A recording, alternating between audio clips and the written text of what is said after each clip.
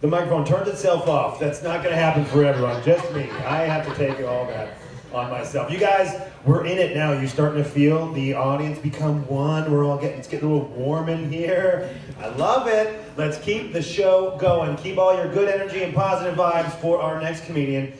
She has performed here before in the past as part of the Daredevil Improv class, and we're so excited to have her back. Please, big round of applause for Chelsea Connor.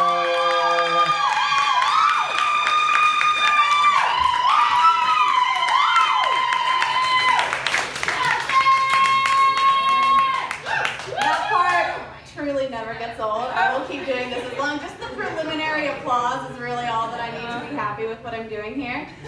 I hope you guys are all doing really well tonight. I had a great day. I trolled Twitter for like 6 hours and then worked for like 2, which is kind of what I do on the norm. But I saw a really interesting tweet today, courtesy of men. Thank you. Always have something good to say. And this one was a picture of a beautiful young girl standing in the grocery store, and she had her arms full of chips, like 6 bags of potato chips. And the caption was, "You see this girl in the grocery store, what's your one line?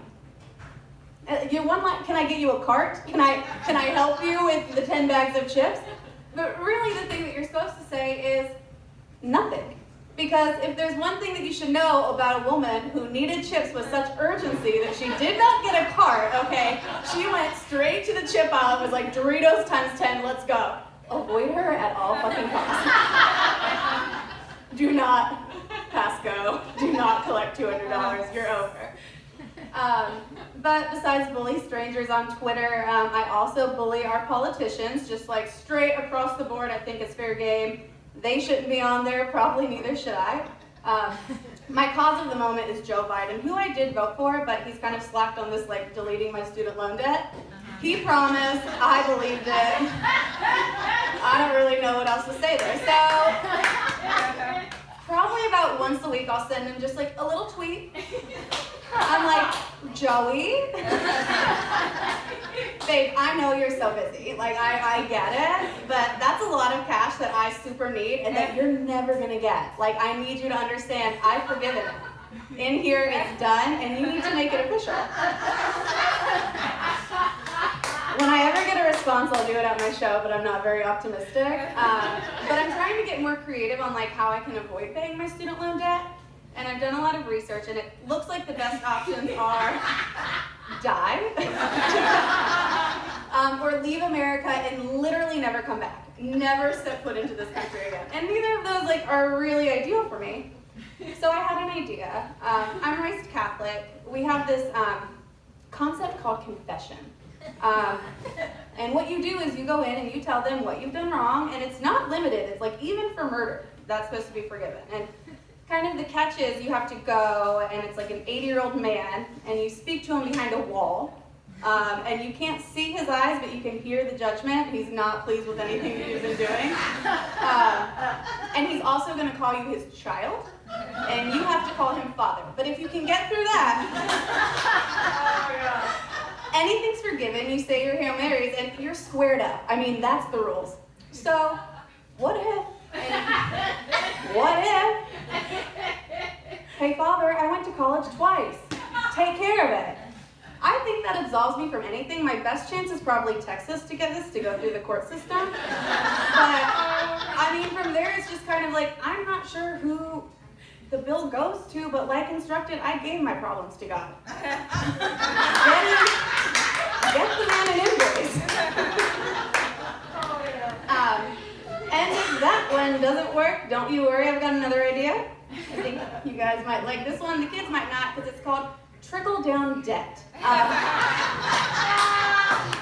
think that it's time that we just kind of pass it on. I'm not sure that when I was born there was no debt. It feels like there was still tons of it. So I feel like, let's just add on, because as a friendly and scary reminder, we'll probably be dead, you know, the whole planet thing. So it's like, why not ball out for a few good years? Delete my debt.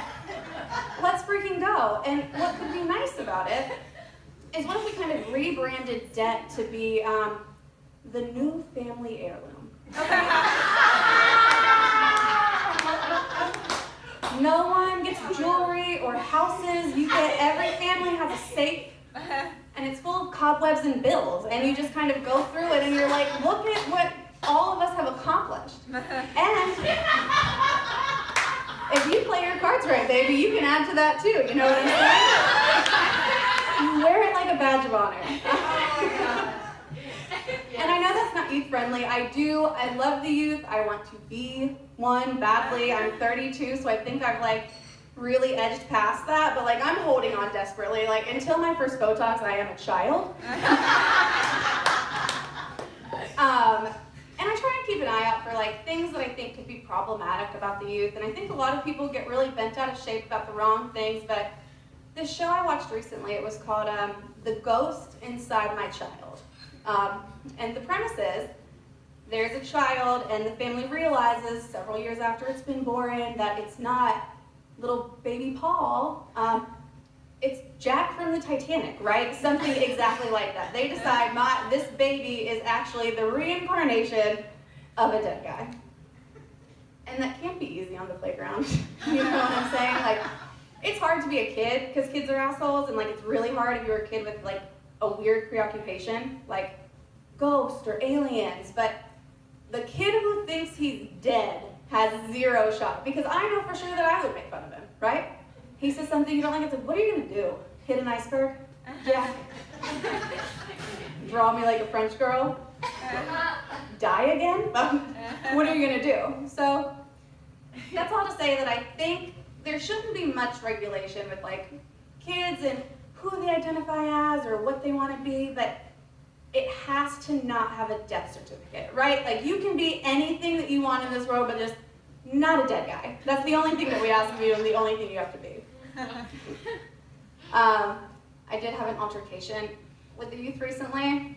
I went to Starbucks and I ordered my coffee and I heard a voice saying, ma'am.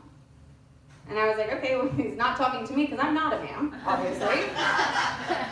I'm very young, and the only reason you would call someone ma'am is one of two reasons. You want to show respect, no reason for that, or I'm your elder. Again, very no reason for that.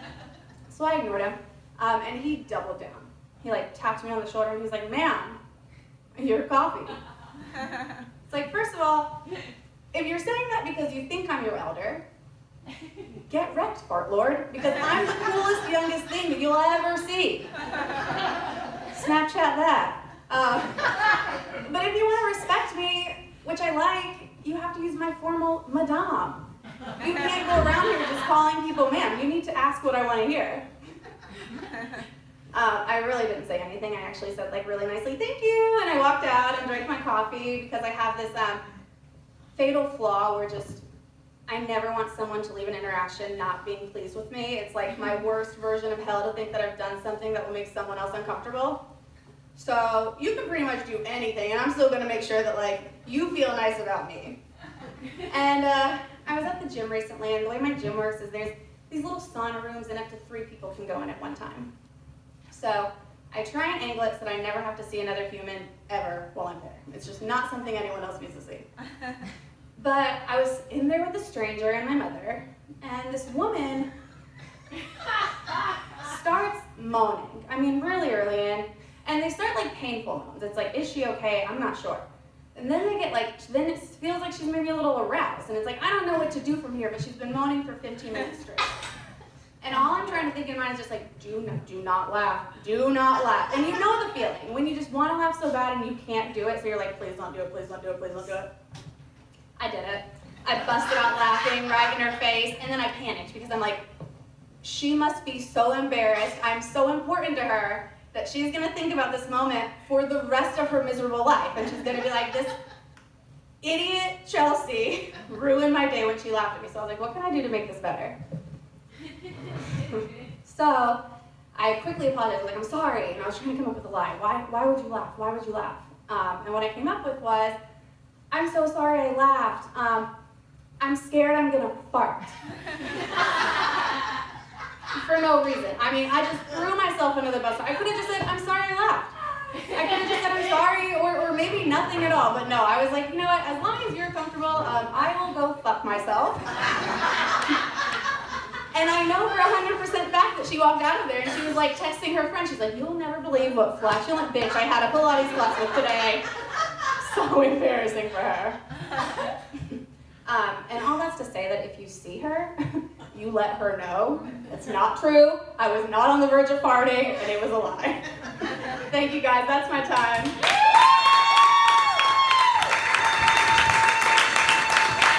Chelsea Connor! You've got a fan base, huh? That's growing. It's growing. Yeah.